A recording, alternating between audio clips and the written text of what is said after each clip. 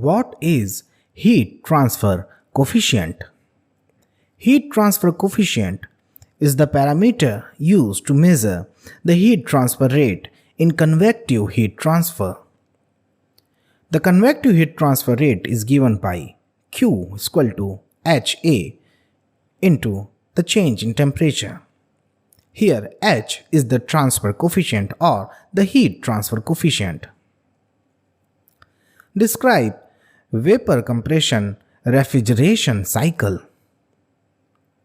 As the refrigerant circulates through the system, it is alternately compressed and expanded, changing its state from a liquid to a vapor. As the refrigerant changes state, heat is absorbed and expelled by the system, lowering the temperature of the conditioned space.